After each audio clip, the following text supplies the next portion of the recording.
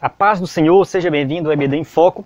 Gostaria de convidar você nesse momento para assistir a aula de encerramento que eu ministrei lá na cidade de Itupiranga, na igreja que o Diácono Melk dirige. O Diácono Melk, para quem não conhece, ele é o colaborador do EBD em Foco, faz o comentário da lição de jovem, e ele me convidou para ministrar o encerramento da lição de adultos lá.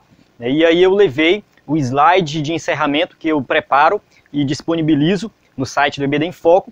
E desse slide ele faz uma revisão de todo o trimestre. Então eu peguei esse slide, levei e ministrei esse encerramento, só que lá foi até a lição 11. Então não foi até a lição 12, porque foi um domingo antes, Então foi o domingo passado e a última lição vai ser no próximo domingo agora. Então eu ministrei até a lição 11 lá. E também nesse vídeo, se você observar, eu vou cortar algumas partes, que é a parte de participação das pessoas. A aula foi interativa, sempre fazia pergunta, interagia com os irmãos, mas como eles não tinham o microfone, como eu tenho aqui o microfone, acabava que o áudio deles não saía. Então eu tive que cortar essa parte de participação e fica mais no sentido assim, eu falando, e ministrando o assunto. Mas você que quer revisar toda a lição, ou seja, todo o trimestre, que a gente estudou a carta aos Hebreus. Então eu abordo lição por lição. E você que quer ministrar na sua igreja também, é bom você assistir essa aula e também você baixar esse slide e usar na sua igreja, porque aí você vai conseguir fazer uma revisão ali de todo o trimestre. Então é isso, eu vou agora colocar o vídeo da aula, ou seja, o vídeo foi gravado, eu editei, vou colocar aqui, aí você vai assiste e dá mais ou menos 1 hora de aula. Pode ser muito, mas é uma revisão do trimestre.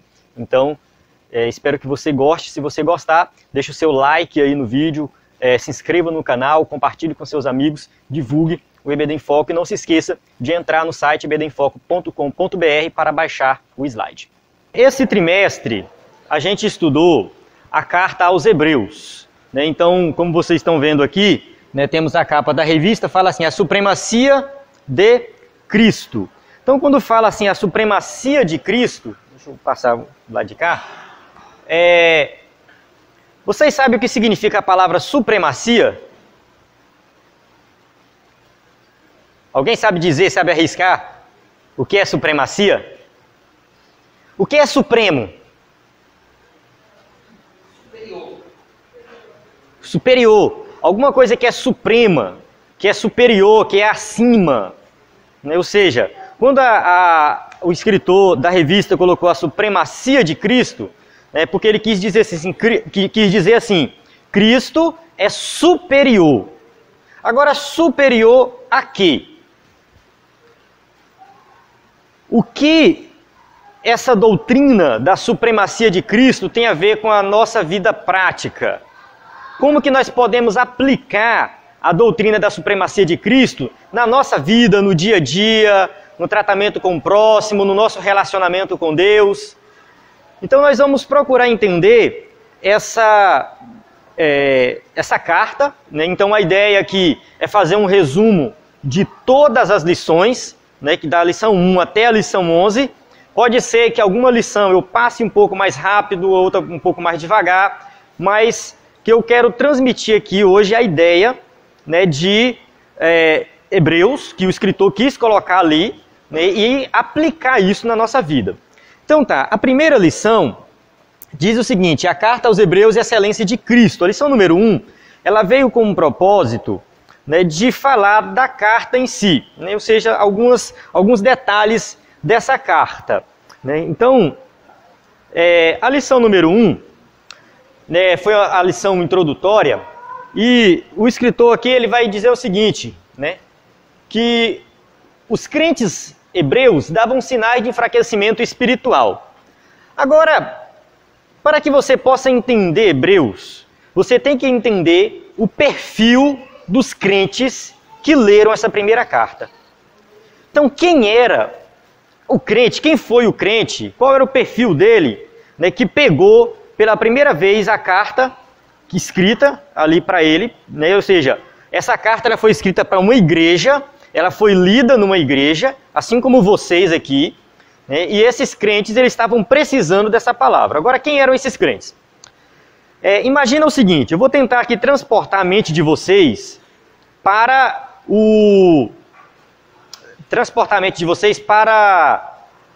a época que essa carta foi escrita, né, lá nos primórdios da igreja. Então, imagina alguém que nasceu ali numa família judaica, né, ou seja, um judeu de nascimento, criado ali nos rudimentos da lei, ensinado de acordo com o Antigo Testamento. Então imagine esse judeu, criado ali. Então esse judeu, ele sabia que ele tinha que levar um animal no templo para fazer o sacrifício. Porque através do sacrifício daquele animal, o seu relacionamento com Deus ia voltar ao normal. Ele ia voltar a ter comunhão com Deus. Esse judeu sabia que uma vez por ano, o sumo sacerdote entrava no Santo dos Santos, que é onde estava a presença de Deus, para ali oferecer sacrifício por toda a nação. E esses sacrifícios se repetiam. Eles se repetiam. Então tinha todo um ritual. Então ser crente naquela época era diferente de ser crente hoje. Os crentes do Antigo Testamento, eles não tinham acesso a Deus como nós temos. Eles tinham que levar um animal para fazer o sacrifício. Eles precisavam do sumo sacerdote para ser o intercessor deles, dos sacerdotes. Aí, de repente, esse crente se converte ao cristianismo. Vamos supor que esse crente lá do Antigo Testamento está andando na rua e vê Pedro pregando. E ali ele escuta Pedro falando de Jesus, falando que Jesus é o Messias, que cumpriu o Antigo Testamento, que ele tinha que crer em Jesus para ser salvo. E aí esse judeu se converte ao cristianismo, ele se torna um crente agora, né, da nova aliança. E aí esse judeu, ele vai ter que mudar os seus hábitos. Se antes ele tinha que levar um animal no templo para fazer o sacrifício, hoje ele não faz mais isso. Se antes tinha um sumo sacerdote, não precisa mais de sumo sacerdote humano, porque tem o Jesus que é o sumo sacerdote. Então, é uma mudança muito radical na vida daquele judeu. É uma mudança radical. Porque ele tem que abandonar muita coisa que ele aprendeu desde criança. E quando o escritor aos Hebreus escreve essa carta, ele está escrevendo para fortalecer a vida dos crentes que estavam com desejo de retornar àquela vida antiga, né? E muitas vezes eles eram perseguidos por isso. Eles sofriam perseguição. Então, eles estavam o quê? Dando sinais de enfraquecimento espiritual, né? E por esse motivo, né, foi escrita essa carta, né, para que eles pudessem perseverar. Então a gente vai ver nessa carta muitas passagens falando de perseverança, exortações, incentivando os crentes a permanecerem firmes na fé. Então esse é um dos objetivos, né? Então ele mostra nessa carta que Jesus é maior do que os profetas, do que as hostes celestiais, do que Moisés, do que Arão, do que Josué, né? Ou seja, tem mais coisas aqui que não ficou aqui no slide, né? Mas, ou seja, ele vai mostrar a supremacia de Cristo, Cristo entronizado, Jesus agora não como um ser humano. O escritor aos Hebreus, ele mostra a humanidade de Jesus, ele mostra que Jesus foi um ser humano, que ele sofreu, que ele morreu, mas ele mostra também que Jesus foi glorificado. Então a gente nunca pode perder o foco de que hoje Cristo não está na cruz. Ele está no céu, reinando, sentado à destra de Deus. Então os profetas são importantes? São. Os anjos são importantes? São. Moisés foi alguém importante? Sim, foi. Arão foi o primeiro sumo sacerdote, mas nenhum deles pôde resolver o problema do pecado. Nenhum deles pôde nos salvar. Só Cristo que resolveu o problema do pecado. Então por isso que o escritor aos Hebreus está preocupado em colocar Jesus como superior a todos eles, ou seja, a supremacia de Cristo. Então, nessa primeira lição, aqui a gente viu sobre a questão da autoria, Não se sabe quem escreveu Hebreus. Então, se não se sabe, existem especulações, mas isso não é importante. O que a gente tira aqui é que o escritor aos Hebreus era um crente usado pelo Espírito Santo. Então, essa carta, ela é uma carta inspirada pelo Espírito Santo, né? E a questão de Cristo ser superior, eu já falei, né? Então, Cristo é superior aos profetas e aos anjos, né? Os judeus, eles tinham, né, quando se fala de anjos, Cristo ser superior aos anjos, se a gente for lá para Deuteronômio, se eu não me engano, 33, versículos 5 ou 6, os capítulos finais de Deuteronômio, vai dar a entender que no momento da entrega da lei, os anjos estavam presentes. Então, tem essa passagem de Deuteronômio que ali estavam os anjos presentes, né, na entrega da lei. E isso para os judeus era muito importante. Ou seja, os anjos exerceram um papel importante na entrega da lei. Na passagem de Deuteronômio vai falar assim, miríades de santos, né, dando a entender anjos. Eu acho que é 33 ou 34, por aí assim, quem estiver procurando aí, logo no começo, assim, versículo 4, 5, 6, mais ou menos. Vai falar disso aí, né? Então, a gente entende o seguinte, que por mais que os anjos são importantes, Jesus é superior, porque ele é chamado de Filho de Deus. Agora, pensa o seguinte, Jesus é Filho de Deus porque ele foi criado por Deus? Não. Jesus é Filho de Deus, essa palavra Filho de Deus significa que ele é da mesma essência que Deus. Ele é igual a Deus. Ele é o próprio Deus. Né? Então, ou seja, ele é filho, mas nesse sentido, né? Porque ele ocupa uma posição de excelência. Então aqui, eu vou encerrar aqui o resumo da lição 1, vamos para a lição 2, que corresponde também ao capítulo 2 de Hebreus. Então, no capítulo 1, ele mostra que Cristo é superior aos profetas, aos anjos, né? E agora, ele vai falar um pouco da salvação. No capítulo 2,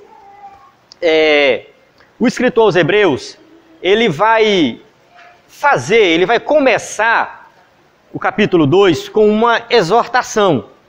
Então, aqui do capítulo 2, do versículo 1 ao versículo 18, tem uma forte exortação com relação à firmeza dos crentes, né? O autor aí, ele vai alertar sobre a negligência da salvação. O que é a negligência da salvação? Negligência, o que é negligenciar? É quando você ignora uma coisa, você ganha um presente e você coloca ele de lado ali, né? Você não dá importância para aquele presente. Ou seja, você negligenciou um presente. Então a salvação foi um presente de Deus. Mas, por algum motivo, os crentes que receberam essa carta, eles estavam negligenciando a salvação. Ou seja, eles estavam, por algum motivo, ignorando o que Cristo fez por eles. E ali, quando essa carta é escrita, ela tem como principal objetivo também falar para eles, alertar e falar assim, olha, vocês foram salvos por meio de Cristo. É algo maravilhoso isso. Então não ignore essa salvação que vocês receberam. Então aqui, ele está fazendo um alerta. Olha só como é que ele começa. Ele fala assim, portanto, convém-nos atentar com mais diligência para as coisas que já temos ouvido, para que em tempo algum nos desviemos delas. Ou seja, aqui ele usa a palavra desviar, do grego pararrel, que significa desviar ou perder o rumo. Ela é usada também para falar de um barco que acidentalmente era desancorado e lançado à deriva em alto mar. Ou seja, imagina um barco em alto mar. Um barco que perdeu ali a sua âncora e agora não tem mais apoio, não tem mais firmeza. Qual é a direção que esse barco vai? É uma direção correta? É uma direção que tem um objetivo? Não. Um barco que está sendo conduzido por alguém, ele tem um objetivo, ele tem um lugar que ele vai chegar. Agora um barco que está perdido, que está sendo levado pelas ondas do mar, ele está o quê? Desviado. Então esse é o significado da palavra desviar. Então quando alguém negligenciava a salvação, ignorava essa salvação e se afastava da igreja, dos caminhos do Senhor, essa pessoa era como um barco em alto mar, um barco perdido, um barco que não tinha direção. Então o escritor aos Hebreus está falando assim, olha, cuidado para que vocês não fiquem como esse barco, mas que vocês possam, ou seja, estarem atentos, darem ouvido a essa salvação e ter uma direção, um objetivo. Então aqui, no primeiro tópico da lição, nós estudamos sobre a questão dessa salvação ser grandiosa. O que significa uma salvação grandiosa? A salvação é grandiosa no seguinte sentido, que ela tem um valor muito grande. Nós, como seres humanos, nós estamos em pecado, condenados. Ou seja, nós estamos condenados a irmos para o inferno. Essa é a situação da humanidade. A humanidade está condenada. E não tem nada que possa fazer. Ou seja, imagina uma pessoa que está em alto mar se afogando e essa pessoa não sabe nadar. Ela vai morrer. Não tem para onde, não tem o que fazer. Essa pessoa não sabe nadar. Está em alto mar, sozinha, não tem ninguém que sabe nadar para salvar ela. Ela vai morrer. Isso é algo óbvio. Essa é a situação do homem hoje. Ele está afundado no pecado de tal forma que ele não tem a capacidade de fazer nada para se salvar. Mas aí entra Jesus e fala assim, eu tenho essa capacidade, eu morri na cruz, eu paguei o preço. E Jesus não foi qualquer um que morreu. O sangue de Cristo, ele tem um valor muito grande quando se trata de salvação. Ou seja, pense no seguinte exemplo. Pense no seguinte exemplo. O impacto, para a gente entender um pouco o impacto do sangue de Cristo. Se eu falar assim, chegar aqui e dar a notícia assim, rapaz, o Melk perdeu tudo que tinha. O que é que tu tem, Melk? Uma moto?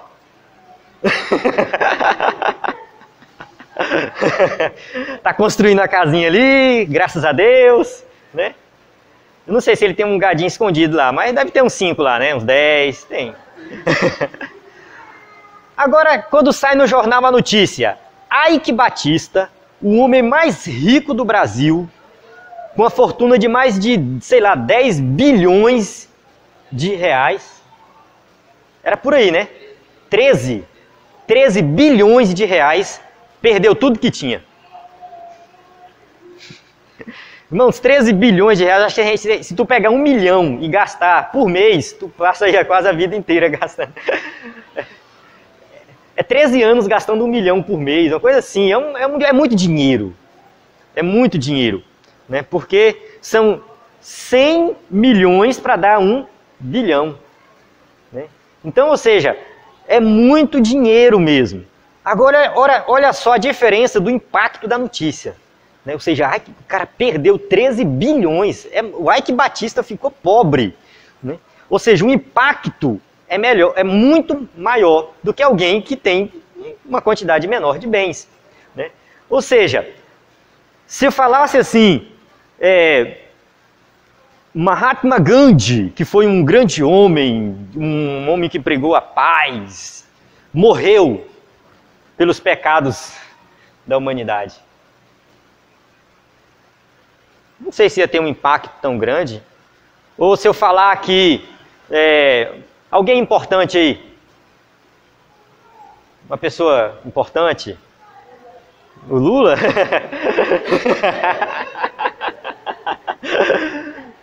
Não, vamos pegar alguém do nosso meio, né? Por exemplo, Billy Graham. Billy Graham foi um grande pregador.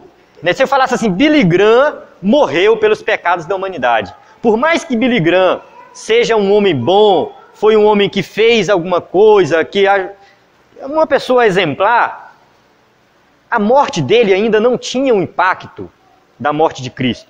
Porque quando a gente fala assim que Cristo morreu na cruz do Calvário, a gente está querendo dizer o seguinte, o próprio Deus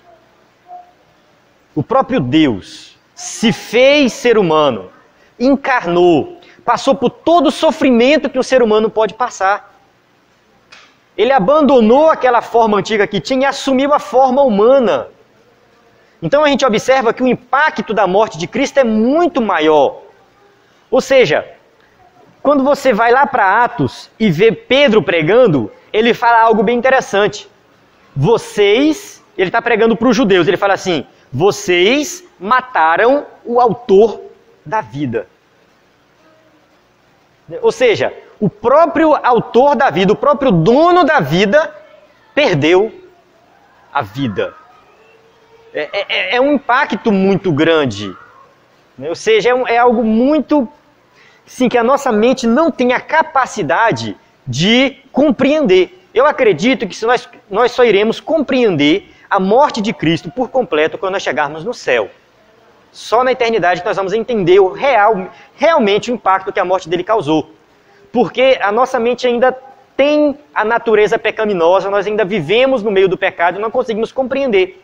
Mas por mais que nós não compreendamos ela por completo, nós podemos sentir esse impacto. Então essa salvação foi algo tão grande, tão maravilhoso, que não tem como negligenciar.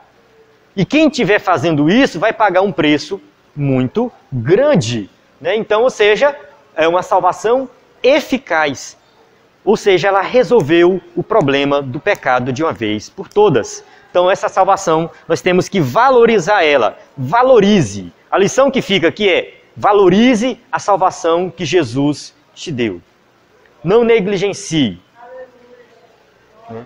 Como que os crentes podem negligenciar a salvação hoje? Tentem pensar aí. Como que nós... Oi? Pecando. Né? Pecar, todo mundo vai pecar, mas tem crente que parece que quer insistir, né? No pecado, né? Não se arrepende do pecado, né? Uma outra maneira de negligenciar a salvação. Deixar de ler a Bíblia. Deixar de orar. Deixar de congregar. Aquele crente que quer vir para a igreja só uma vez por mês.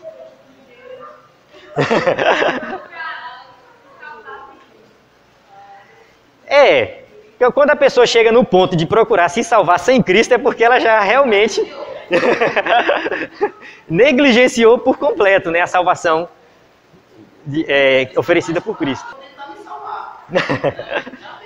Já perdeu tudo de vez, né?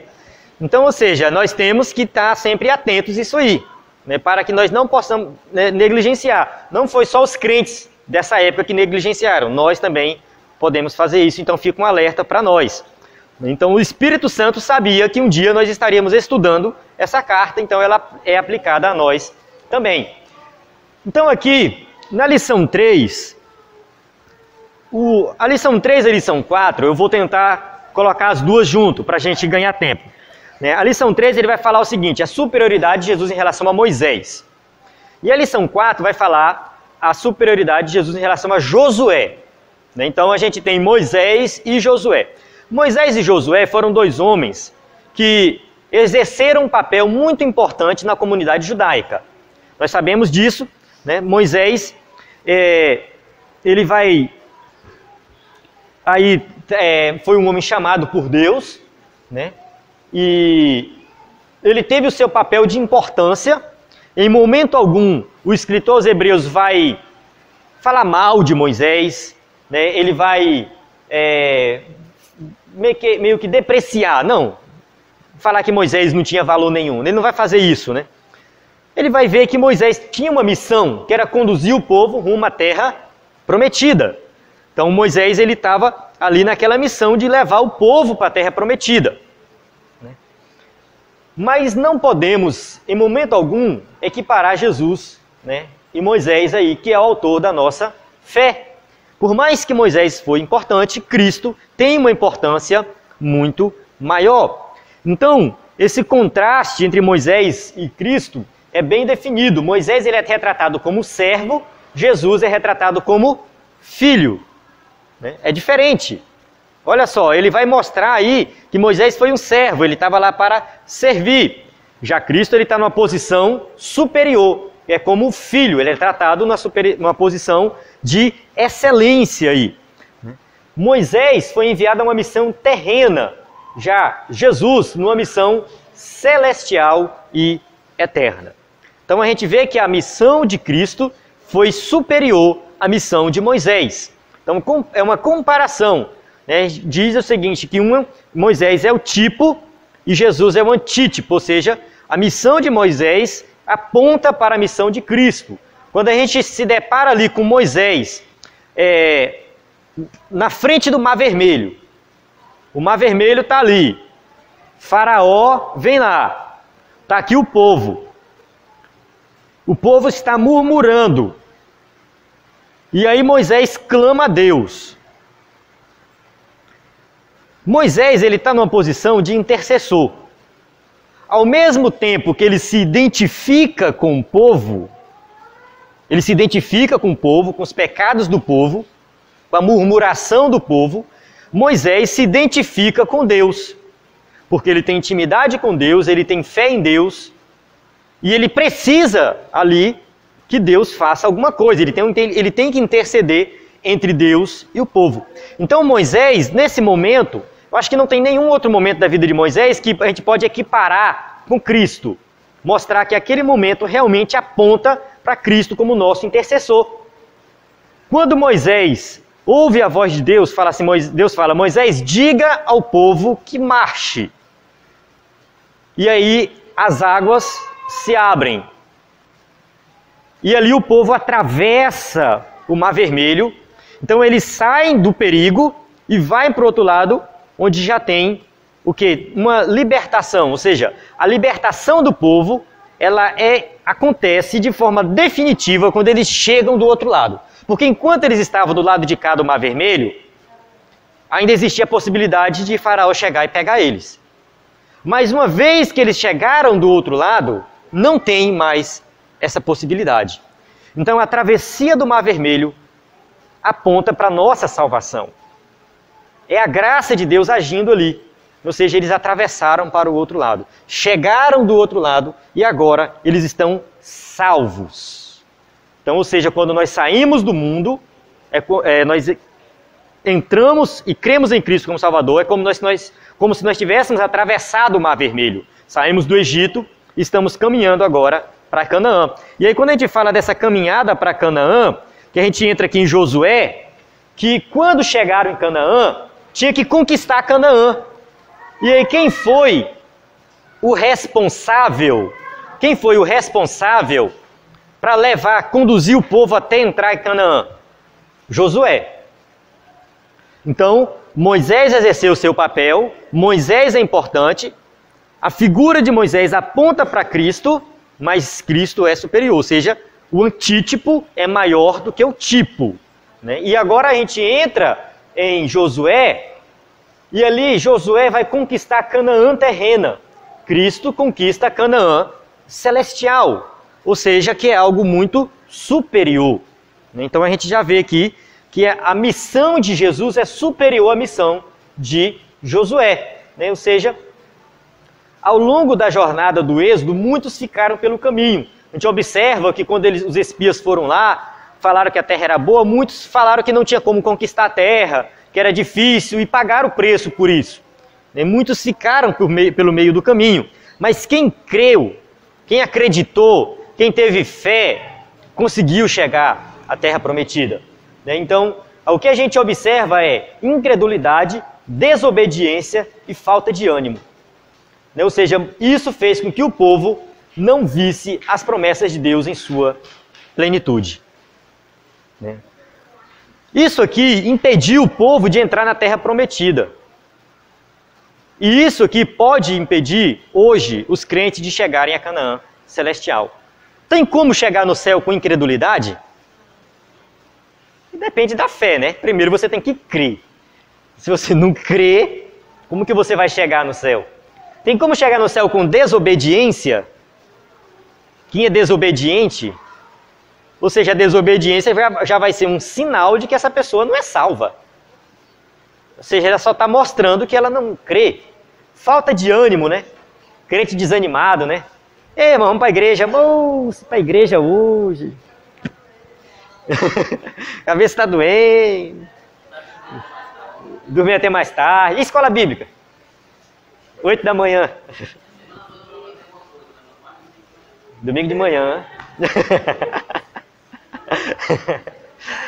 Escola bíblica, né? Domingo de manhã. E hoje, domingo de manhã, eu vou trabalhar aqui, trabalhar acolá, fazer não sei o quê, vou dormir até mais tarde. Né? Ou seja, é um crente que não tem ânimo. Né? Falta de ânimo. Então, tudo isso reflete na sua caminhada a Canaã celestial. Se você não tem ânimo para ir para a igreja, que ânimo você vai ter para ir para o céu, né? É muito mais complicado, né? E aí, acontece o seguinte, que como essa carta foi escrita falando disso, né? O mesmo podia estar se repetindo com os crentes, que é o que eu estou falando aqui agora, que muitos não queriam, né? Completar esse percurso de ir até os céus, né? E aí acaba que a única forma de você completar esse percurso era observando a palavra. É claro que existem muitas coisas, mas na palavra você vai encontrar todo o restante. Então, ou seja, como que eu consigo vencer a desobediência, a incredulidade e a falta de ânimo? Voltando para a palavra. Porque quando eu volto para a palavra, eu vou ver ali o que eu preciso fazer para continuar caminhando até o céu. Então, aqui a gente encerra aí a lição 4, que é o capítulo 4 de Hebreus. E aí a gente vai para o capítulo 5, onde o escritor aos Hebreus, ele toca em um ponto muito delicado daquele povo judeu que se converteu ao cristianismo. É um ponto muito delicado do judaísmo, porque acontece o seguinte, falou dos profetas, falou dos anjos, falou de Moisés, falou de Josué, tá, tudo bem. Agora ele vai falar o seguinte, Cristo é superior a Arão, e não somente a Arão, mas toda essa ordem levítica, todo esse esquema de sacrifício, esse sistema de sacrifícios que vocês foram ensinados. Então, é aqui que acontece o ponto principal. O escritor aos Hebreus, ele vai construindo o seu argumento e ele vai crescendo. Ele vai crescendo o seu argumento. Ele vai fortalecendo o seu argumento para chegar no ponto que ele realmente quer chegar. E aqui nesse ponto é muito importante, porque acontece o seguinte, que no capítulo 4 ele já fala que Jesus é sumo sacerdote. Só que somente no capítulo 5 que ele vai explorar isso. Então ele coloca Jesus como sumo sacerdote grandioso, misericordioso e compassivo. Ou seja, Jesus, ele assume a posição agora de sumo sacerdote de forma superior àqueles sacerdotes da antiga aliança. Então, isso vem quebrar com o paradigma da época que eles precisavam de um sacerdote humano. Eles precisavam de uma pessoa ali para interceder por eles, oferecer o sacrifício, ir até o tabernáculo, entrar no Santo dos Santos. Né? E ali, Jesus, ele, numa posição superior, no sacerdócio superior, né? O escritor aos Hebreus vai colocar de forma enfática que não precisamos mais daquele sacerdote humano. Tem que esquecer ele. Passou, acabou. Agora nós temos um sacerdote superior. E ele vai se preocupar em mostrar por que Cristo é superior. Por que ele é superior? Primeiro, o sacerdote humano é coberto de fraquezas e defeitos. E Cristo é perfeito de ordem. É perfeito de ordem superior. Primeiro, a questão da perfeição de Cristo. O sacerdote humano, o sumo sacerdote, quando ele ia oferecer sacrifício pelo povo, primeiro ele oferecia sacrifício para si, porque ele também era um pecador. Depois é que ele oferecia pelo povo. Cristo não precisava fazer isso. porque ele nunca pecou. Ele nunca cometeu nenhum pecado sequer. Então começa por aí, né? Ou seja, Jesus ele não cometeu pecado. A gente vai falar mais na frente, explorar isso um pouco mais na frente, mas assim, o sacerdote humano oferecia um animal, um sacrifício. Já Cristo ofereceu a sua própria vida. Então o seu sacrifício é superior. Então a gente vai ver bastante isso aqui.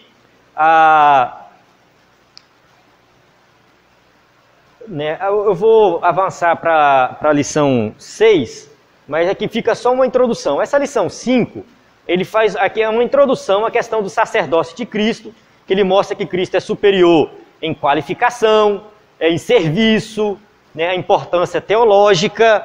Ele mostra a superioridade de Cristo em relação a Arão. Mas ele volta com isso mais na frente. Então vamos dar uma pausa na questão do sacerdócio de Cristo. Vamos para a lição 6, onde ele vai fazer aí uma observação com relação à perseverança dos crentes. Né? Então, assim, em relação à apostasia, né? O escritor, ele vai falar aí que os leitores lá, né, ele vai deixar bem claro que eles não estavam avançando na vida cristã. Então eles davam sinais de cansaço, de indolência, de negligência, imaturidade espiritual, ou seja, era o comportamento de alguns crentes daquela igreja. Ou seja, alguns crentes da igreja estavam mostrando alguns sinais de fraqueza, querendo desviar, querendo retornar àquele sistema sacerdotal antigo. Então, eles queriam voltar a oferecer sacrifício, queriam voltar a participar do culto da antiga aliança. Então, negar a Cristo, negar o sacrifício de Cristo, seria a mesma coisa que negar Deus. Porque acontece o seguinte, agora eles entendem que a revelação é maior, é superior. Uma vez que tem a revelação superior que é Cristo, não faz mais sentido voltar para a antiga, porque se voltar para a antiga, você praticamente negou que acredita em Deus. Né? E aí ele vai falar aqui que o povo está esfriando, tinha uma frieza espiritual naquela igreja, e ele vai fazer um alerta. Né? Então é algo que a apostasia, esse negócio aqui tem uma animaçãozinha aqui. Ah, tá. Ou seja, a apostasia é quando a pessoa vira as costas para Deus e caminha em direção ao mundo. Né? Então, aqui, muitos poderiam querer fazer isso. Né? E estava mostrando aqui, né, que é necessário perseverança, fé e confiança nas promessas de Deus. Quando eu falo de apostasia, né, em relação à questão da pessoa perder a salvação, é um tema muito delicado. Mas a gente tem que entender o seguinte, que perder a salvação não é quando a pessoa comete um pecado aqui. Cometi um pecado, eu perdi a salvação. Aí eu pedi perdão do pecado, a salvação voltou. Não é isso. Né? O escritor aos Hebreus está colocando aqui o caso de uma pessoa que de forma deliberada, consciente, ela rejeitou Cristo. De forma consciente, ela não quis mais saber do Evangelho. Ela recusou aquilo ali. Ela foi para o culto, ela participou da igreja, ela participou com os irmãos, ela recebeu bênçãos, mas depois, de forma consciente, ela virou as costas e foi viver no pecado, na prática do pecado. Então, isso aí que representa a apostasia, o afastamento de forma deliberada das coisas de Deus. Né? E aí o crente que começa a mostrar sinal de fraqueza, de frieza espiritual, de desânimo, ele pode estar caminhando nessa direção. Então fica um alerta, tanto para aqueles crentes quanto para nós hoje. Que nós possamos permanecer firmes e não voltar para o mundo. Amém? Então vamos lá. Né? Ou seja, para aquele povo, né, o foco lá estava muitas vezes em retornar ao judaísmo, retornar ao sistema de sacrifícios. Para nós, hoje, pode estar relacionado a você retornar à sua velha natureza, aos seus hábitos da velha natureza, quando você era do mundo. Né? E aqui agora, na lição 7, a lição 8, vai falar de Cristo novamente como sumo sacerdote. Eu falei que ia retornar esse tema. Né? Só que agora, o escritor aos Hebreus, ele tem algo a dizer que chama a atenção do povo da época, porque para ser sacerdote, tinha um pré-requisito. Qual era o pré-requisito que tinha para ser sacerdote? O principal, ser da tribo de Levi. E para ser sumo sacerdote, tinha que ser descendente de Arão. Então era algo mais restrito ainda. Jesus era da tribo de Levi? Sim ou não?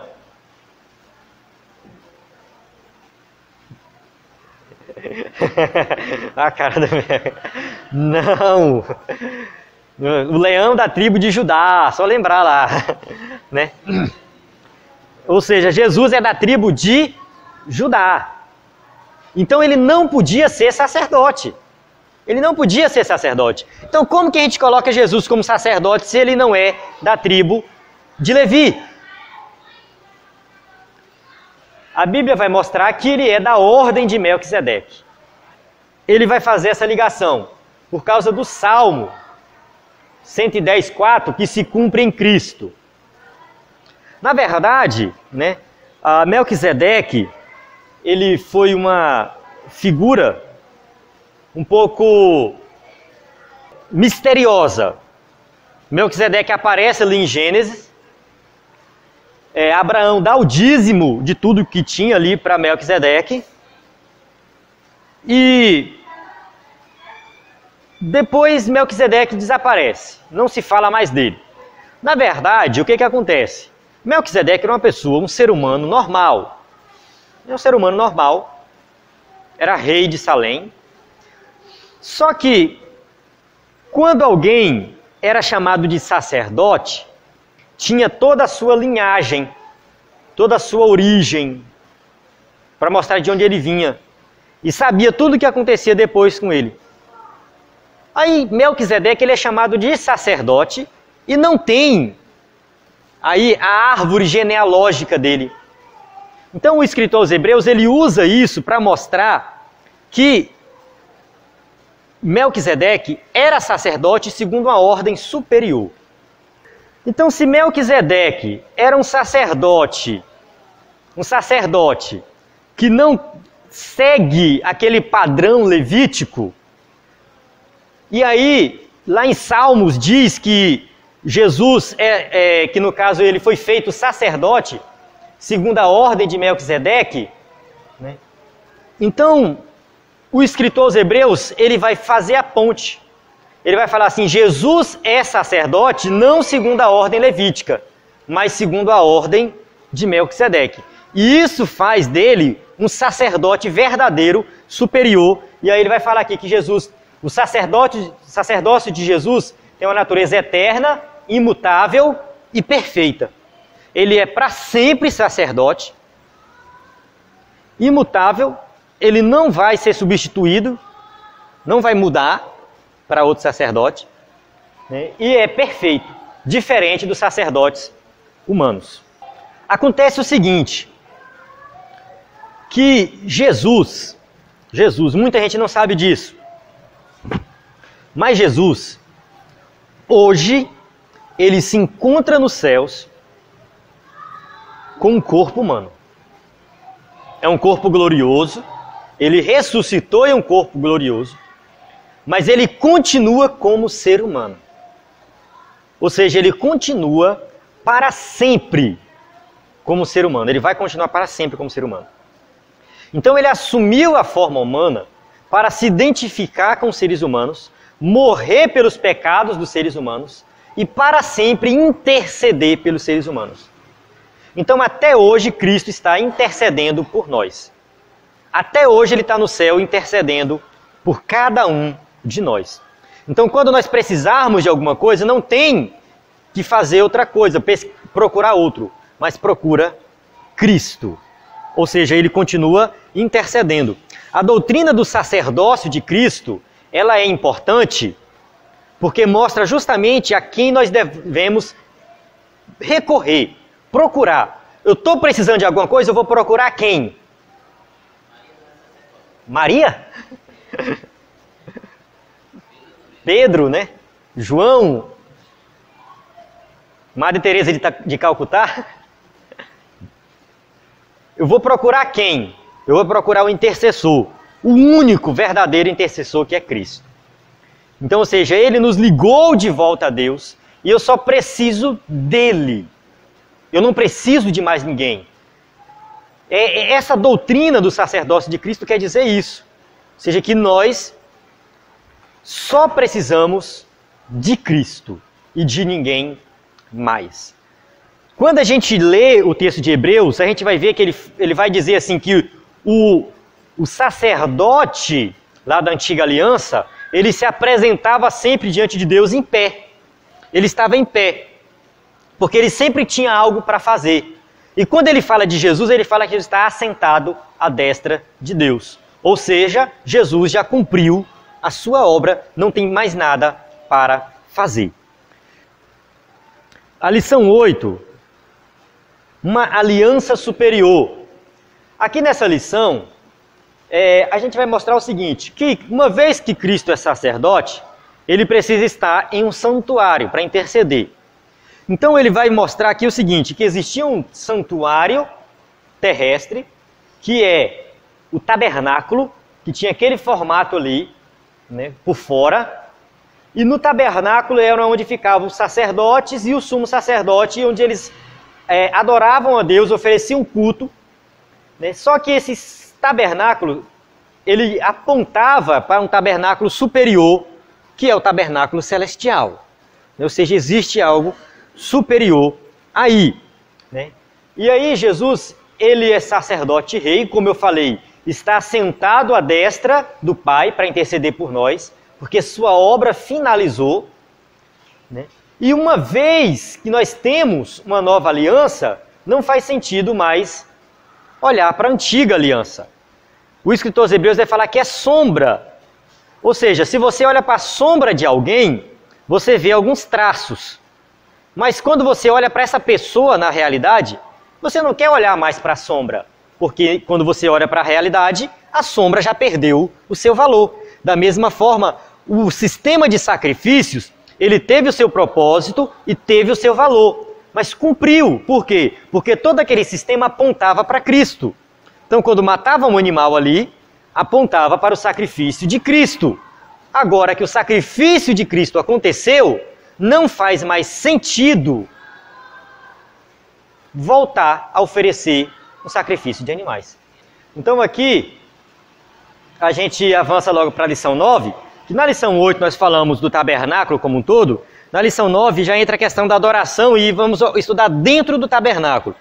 Então, dentro do tabernáculo, existia dois lugares, o lugar santo e o santo dos santos. E aí, lá tinha alguns objetos. No lugar santo tinha o candelabro, a mesa dos pães da proposição e o altar de incenso. Esses três aqui.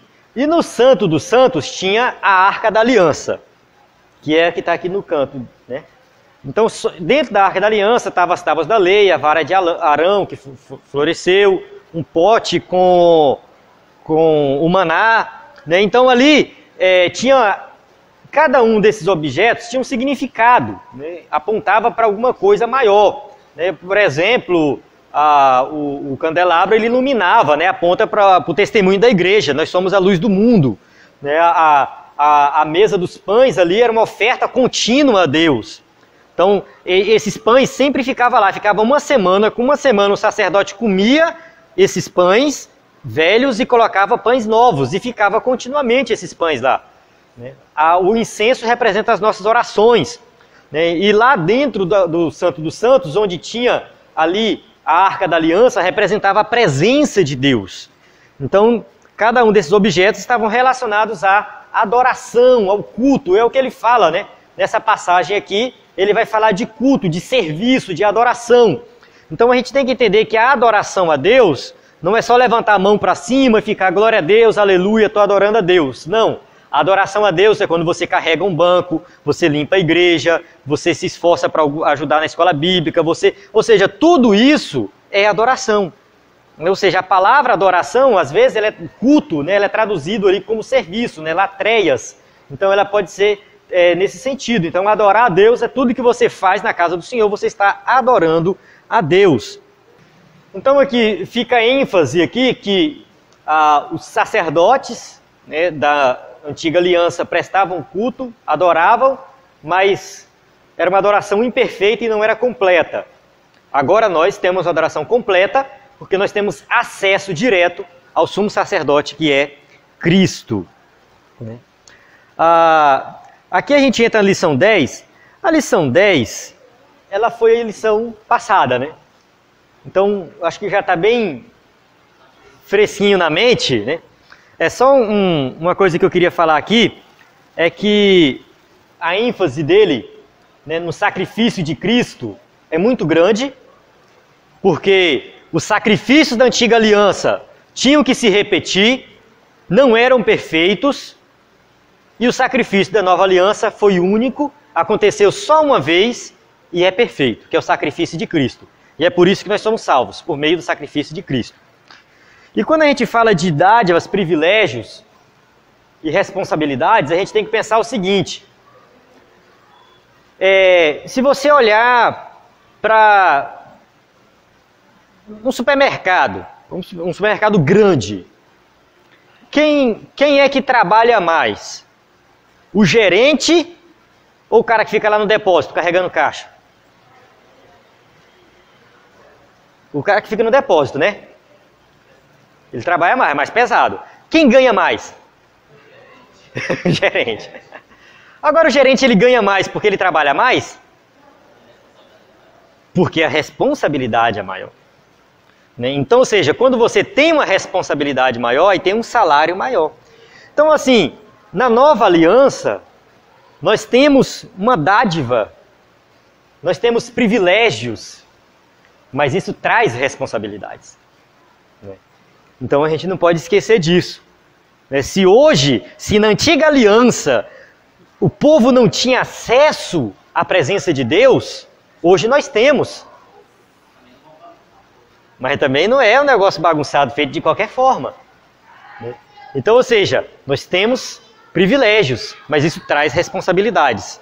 Então, nós como cristãos, nós temos que nos dedicar. A vida cristã não é para preguiçoso.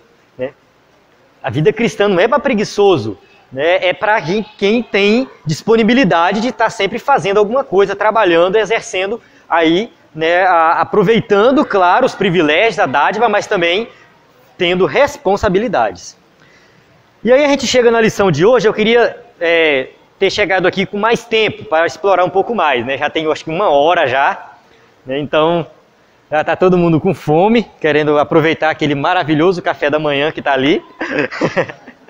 Mas eu vou explorar um pouquinho aqui da lição 11, que fala de fé.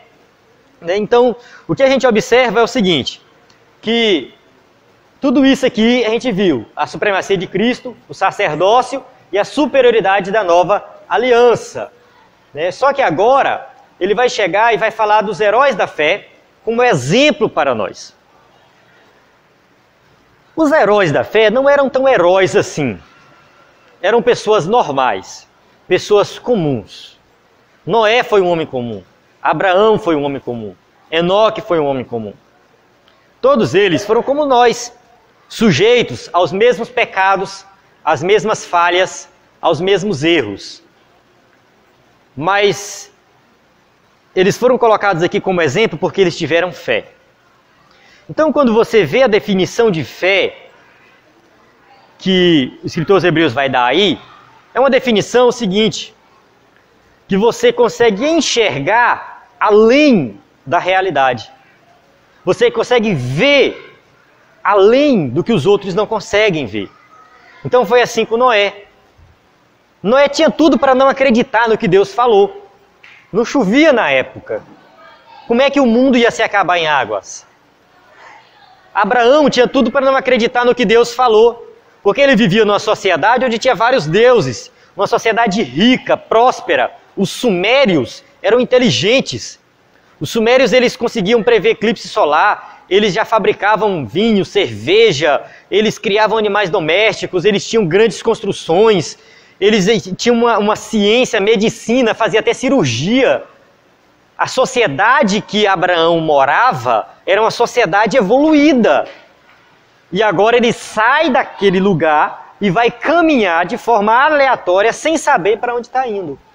Então a fé de Abraão, né, é algo a ser considerado, porque você pode falar assim, claro, se Deus aparece para mim e fala para eu sair e fazer, eu vou fazer. Só que naquela época era diferente a realidade.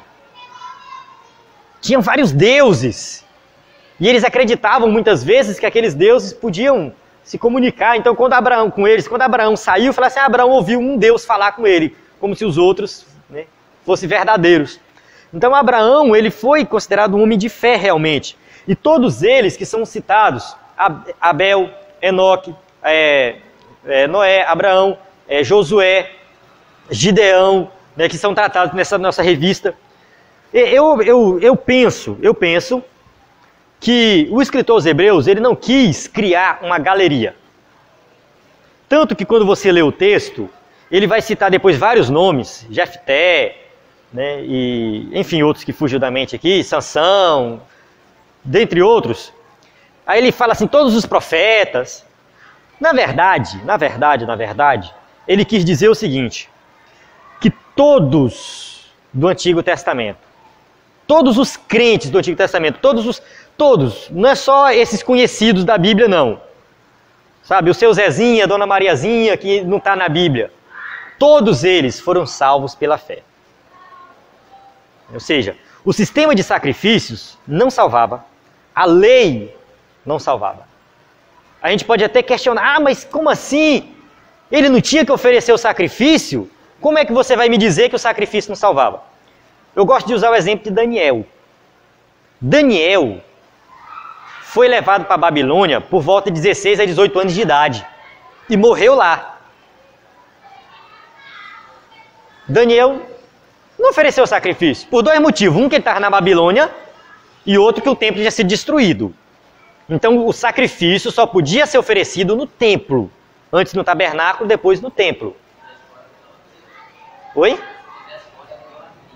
Era idolatria fazer o sacrifício fora do templo. E Daniel passou a vida inteira sem oferecer sacrifício. Alguém duvida que Daniel foi salvo? Foi um homem de Deus, que teve intimidade com Deus, né? Foi reverenciado ali como um grande homem de Deus naquela terra, até pelos outros povos lá, outros reis. Daniel foi salvo. Por causa do sistema de sacrifício? Não. Pela fé. Pela fé. Ou seja, todos que foram salvos pela fé. Então não tem outra forma de alcançar a salvação. A única forma de ser salvo é crendo. O escritor vai falar ali no capítulo 11 que primeiro você tem que crer que Deus existe. É o primeiro passo. E você tem que crer que Cristo morreu na cruz do Calvário para perdoar os seus pecados.